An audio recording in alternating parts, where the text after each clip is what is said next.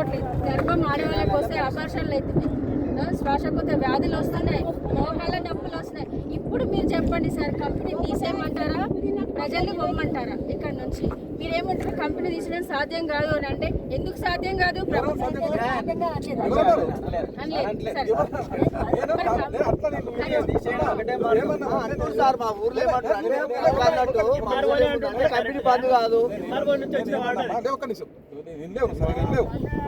ఊరిని ఎత్తేయడము తరము కాదు. ఫ్యాక్టరీ ఊరు కంటే ముందు ఫ్యాక్టరీ లేదు కదా. ఊరు పక్కన వచ్చి ఫ్యాక్టరీ పక్కన వచ్చి ఊరు కట్టలేదు. ఊరు వచ్చాడు ఫ్యాక్టరీ కట్టాడు. అది తీయడం ఈజీ. ఊరు అనేది తీయడం మనకి ప్రజల నిర్ణయం అనేది కంపెనీ తీసేయడమే ఉత్తమము. ప్రజలు ఇక్కడ బతుకుతారు. వాటర్ ఉంటుంది, పశువులు ఉంటాయి, వ్యవసాయం ఉంటుంది, మహిళలు ఉంటారు. గతంలో గ్రామంలో ఎలాంటివి ఉంటాయి అవన్నీ జరుగుతూ ఉంటాయి.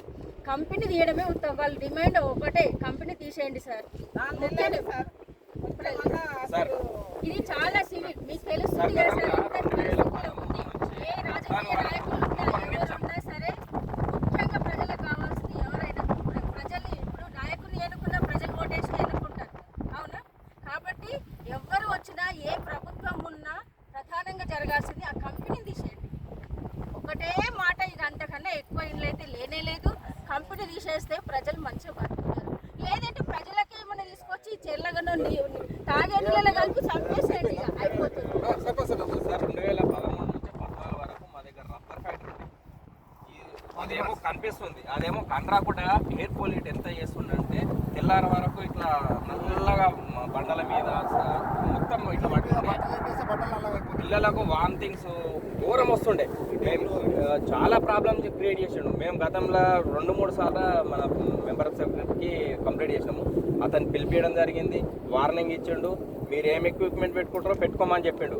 కానీ అతనితో కాలేదు, నాన్స్ ప్రకారం మీరు లేరని చెప్పేసి లాస్ట్కు క్లోజింగ్ ఆర్డర్ ఇచ్చేసిండు. కంపెనీ క్లోజ్ చేసేయండి సార్. అదేవిధంగా చేస్తే ఇప్పుడు ఇంత క్లియర్గా కానొస్తుంది, అదేమో చిన్న సంస్థ బంద్ చేసుకున్నాడు. ఇప్పుడు ఈ సంస్థకు కొంచెం గట్టిగా చేస్తే కంపల్సరీ అయిపోతుంది సార్. ఇది కంపెనీ క్లోజ్ కావాలి. ఈసీపీ నిర్ణయమే అంతే సార్. ఊరికే ఉంది ప్రాబ్లం. 12 రోజులకు వస్తుంది. ఇప్పుడు రాష్ట్రం ముందర దాకా పోతుంది. మొత్తం కెమికల్ నీళ్ళే సార్. దురద పెట్టుకుంటుంది తానం చేస్తే. ఇప్పుడు ఇది ప్రత్యక్షంగా కనిపిస్తుంది సార్. ఇది చెరువు, అది కంపెనీ, ఇది పొలాలు, ఇటు బోర్లు. ఎంత నష్టం జరిగినా అంత ఎక్కువ నష్టం జరిగింది. అరాకంట ముక్త కంఠంతో ఊరందరం అని అంటున్నాం. ఇన్ని వ్యవస్థలు తెచ్చిపోయినా, ఇంత పెద్ద పెద్ద టెక్నాలజీ ఉన్న ల్యాబులు ఉన్నా ఇది ఆయనదే అని చెప్పి ఫస్ట్ నిర్ధారణ జరగాలి.